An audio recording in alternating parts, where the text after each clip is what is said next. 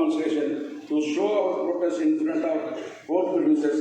And on 3/7/2024, we organized a demonstration in front of central government offices. And on 8/7/24, we organized a grand rally at Trichy. Since these laws are enacted by the central government, to invite the attention of the central government, we organized a big rally demonstration at Jantar Mantar at Delhi on 29/7/2024. That was a grand success. But at the same time, the central government has not taken any action. Therefore, having this conference in mind, we formed 4 groups and they went to southern states and exchanged their views with the advocate members of their states. Because of their hard efforts, now I am standing before you to hear your views, how to make the central government to repeal or withdraw the 3 new criminal laws. Thank you very much. நன்றி chairman அவர்களே. இப்பொழுது விருந்தினர்களை நமது அன்பையும் நன்றியும் காட்டும் விதமாக கௌரவிக்க நேர்ந்தது.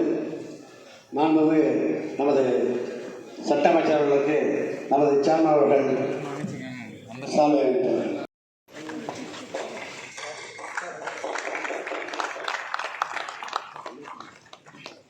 அடுத்து திராவிட முன்னேற்ற கழகத்தினுடைய அமைப்புச் செயலாளர் அண்ணன் ஆர் பாரதி அவர்களுக்கு நமது தலைவர் அவர்கள் கொண்டாடி கொண்டார்.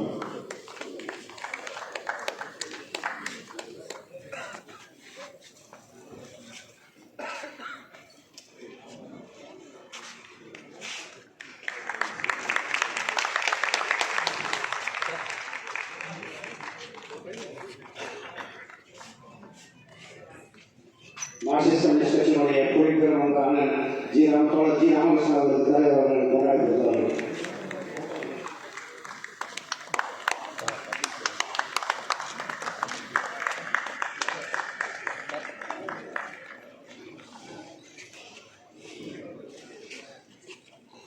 அடுத்து தமிழ்நாடு முஸ்லிம் முன்னேற்ற கழகத்தினுடைய பொதுச் செயலாளர் காஜா கனி அவர்களுக்கு கொண்டாடி கொடுத்தார்கள்.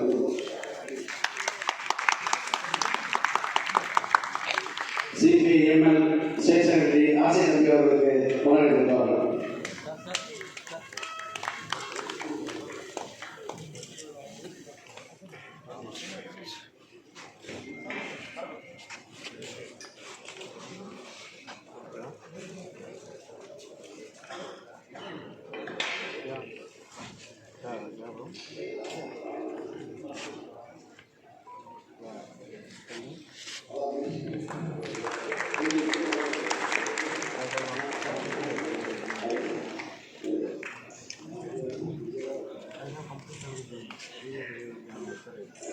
கர்நாடகா அட்லாஜ் ஜெனரல் சீனியர் அவர்களுக்கு சார்மன் ஷா தீர்க்கடிக்கு சார்.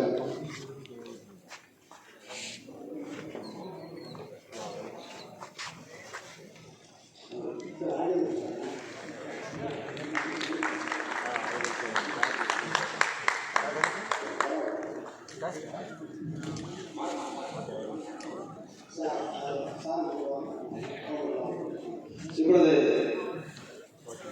இந்த மாநாட்டினை துவங்கி வைத்து சிறப்புரையாற்றபடி நமது தமிழக சட்ட அமைச்சர் அண்ணன் திரு எஸ் ரகுபதி அழைக்கின்றனர்.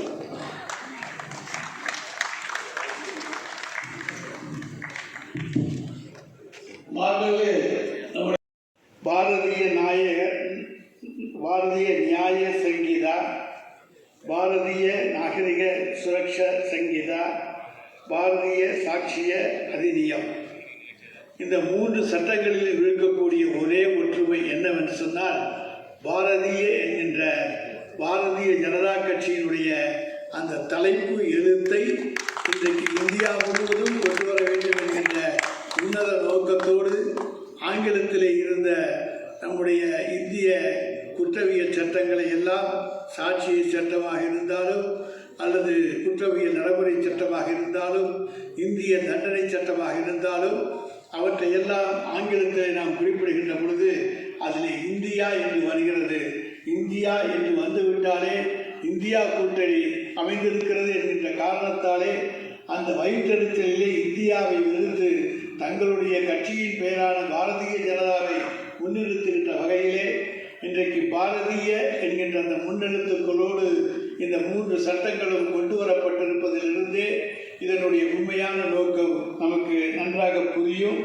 உண்மையிலேயே குற்றவியல் சட்டங்கள் 3லும் உள்ள பெரும்பான்மையான பகுதிகளை அப்படியே வெட்டியும் ஒட்டியும் கட் அண்ட் பேஸ்ட் இந்த புதிய சட்டங்களை கொண்டு வந்துள்ளார்கள். இந்திய தண்டனை சட்டத்தில் உள்ள 511 பிரிவுகளிலே 24 பிரிவுகளில் மட்டுமே நீக்கப்பட்டு 23 பிரிவுகளை மட்டுமே புதிதாக சேர்த்திருக்கின்றார்கள். அதை போலவே குற்றவியல் நடைமுறை சட்டத்தில் இருந்து சுமார் 95% பிரிவுகள் தற்போதைய புதிய சட்டத்தில் BNSS இடம்பெற்றுள்ளன. வரிசையை மாற்றியுள்ளார்களே தவிர வார்த்தைகளை கூட பெரியதாக மாற்றவில்லை. அப்படியானால் ஏன் இந்த 3 குற்றவியல் சட்டங்களை நாடே எதிர்க்கிறது, நாமும் எதிர்க்கிறோம் என்கின்ற கேள்வி எல்லோருக்கும் எழுவது சரியான ஒன்றாக அமைந்திருக்கிறது. ஒரே வரியில் சொல்ல வேண்டுமென்றால் பாரதிய ஜனதா அரசு நீக்கிய மற்றும் சேர்த்த பகுதிகள் எல்லாமே மனித உரிமை மீறல்களையும் இந்திய அரசியல் அமைப்பிற்கு எதிரானதாகவும் நாட்டின் கடைக்கோடியிலே உள்ள சாதாரண மற்றும் பாதிக்கப்பட்ட பொதுமக்களுக்கு நீதி கிடைப்பதற்கு பதிலாக தீங்கை விளைவிப்பதாகவும் அமைந்துள்ளது. அதனால்தான் அதாவது இந்த சட்டங்கள் அமல்படுத்தக்கூடாதவையாக உள்ளதால் தான் இவற்றை திரும்ப பெற வேண்டும் என்று நாடு முழுவதும் கேட்கிறது, நாமும் கேட்கின்றோம். இந்த 3 குற்றவியல் சட்டங்களும் தொடரக்கூடாது, உடனடியாக திரும்ப பெறப்பட வேண்டும் என்பதற்கு அவற்றின் பெயர்கள் ஆங்கிலத்தில் இல்லை என்பது ஒன்றே கூட போதுமான காரணமாக அமைந்துள்ளது. The nomenclature of the new criminal laws themselves appear unconstitutional or ultra-vires the Constitution.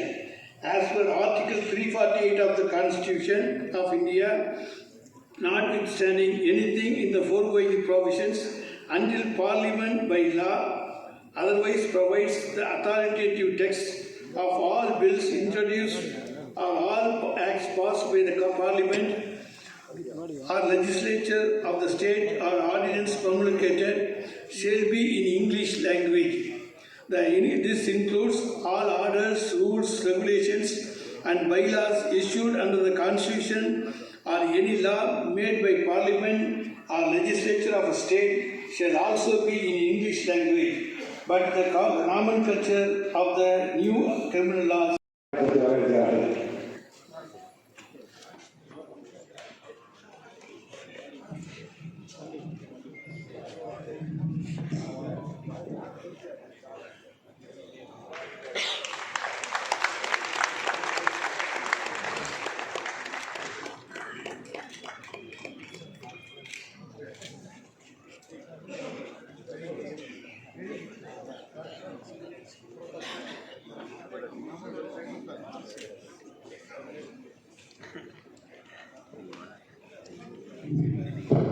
அடுத்து தமிழக வாழ்வுரை கட்சியின் தலைவர் அண்ணன் வேல்முருகன் அண்ணன் அவர்கள் உரையாற்றுவார்.